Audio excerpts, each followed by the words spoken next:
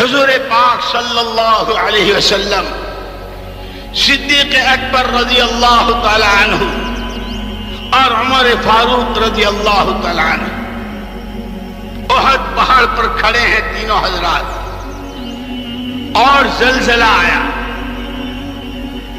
حضور نے کیا فرمایا؟ ٹھہر جا، تیری پیٹھ پر نبی ہیں، تیری پیٹھ پر صدیق ہیں، اور تیری پیٹھ پر شہید۔ علیک نبی و صدیق و شہید، خبردار تھم جا، تیری پیٹھ پر نبی اور صدیق و شہید ہیں۔ یوں کہ زلزلہ رک گیا۔ میرے بھائیوں، دوستوں، عزیزوں اور بزرگوں، اب ہمارے درمیان سرکار ہیں، نہ صدیق اکبر ہیں نہ عمر فاروق، لیکن قربان جائیں کالی کملی والے کے، قربان جائیں کالی کملی والے کے، امت کو تنہا چھوڑ کر تشریف نہیں لے گئے ہیں، امت کو سڑک پہ چھوڑ کے نہیں گئے ہیں۔ جو کچھ آپ لائے تھے وہ سارا امت کے حوالے کر گئے ہیں۔ کیا مطلب ہے؟ آج اگر امت نبوت کی محنت کو اپنی محنت بناتی ہے، صدیق کی قربانیوں پر آتی ہے، عمر فاروق والے جذبات اور عمر فاروق والی وہ صفات کے ساتھ اگر امت اس محنت پر آتی ہے، آج بھی اللہ نے اس میں وہی تاثیر رکھی ہے کہ اللہ عالم کے حالات بدل دے۔ ایک جگہ کا زلزلہ نہیں اور ایک جگہ کا طوفان نہیں۔ ابھی اللہ ہمیں معاف فرمائے، ہم دعوت کی طاقت کو جانتے ہیں، ابھی ہم نے دعوت کو سمجھا کہاں ہے؟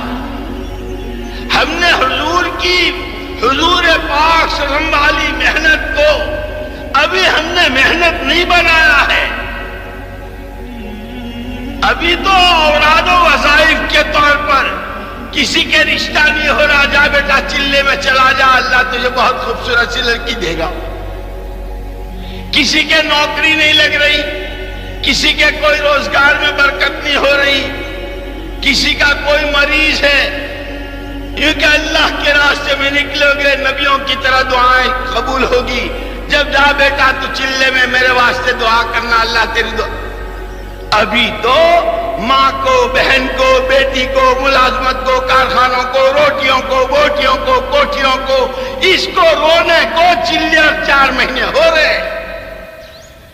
خدا کرے، خدا کرے، خدا کرے اس کام کو اس یقین کے ساتھ، اس محنت کو اس یقین کے ساتھ کہ عالم کی 4 سمتوں میں ہدایت کی ہوائیں،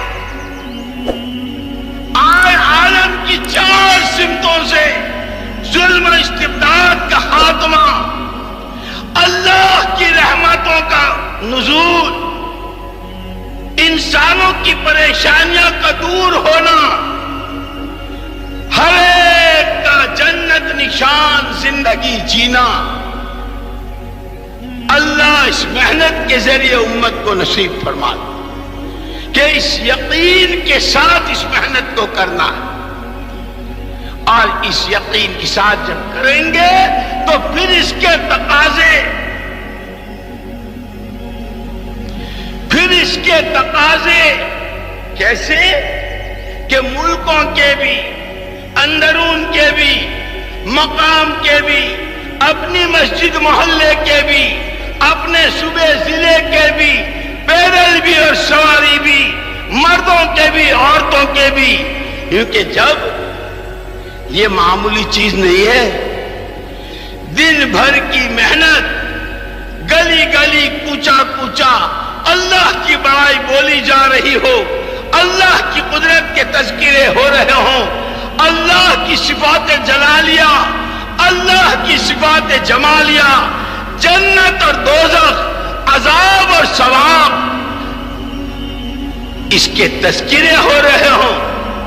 گھر گھر کی ملاقاتوں میں کیا باپ اپنی اولاد پر پیار کرتا ہوگا جو ہمارا ساتھی اپنے ایک بھائی کے دروازے پر پہنچ کر اسے اس محنت کو سمجھانے میں اسے پیار سے لے رہا. اور دن بھر کی محنت کے بعد پھر ساتھیوں کے رونے کی مقدار بڑھ رہی ہو، دعاؤں کی مقدار، لمبی لمبی دعائیں، خوب زاروں قطار رونا، آہیں بھرنا. اے اللہ تیرے نبی کی امت ہے اور تیرے نبی نے اس امت کے لیے اپنا سب کچھ لگایا تھا، کہ جس کے لیے گھر کے چولہے بجھے تھے، جس کے لیے کلیجے چبائے گئے تھے، جس کے لیے کان ناک کاٹ کر گلے میں ہار بنا کے ڈالا گیا تھا، کہ یہ امت یوں نہیں بنی تھی.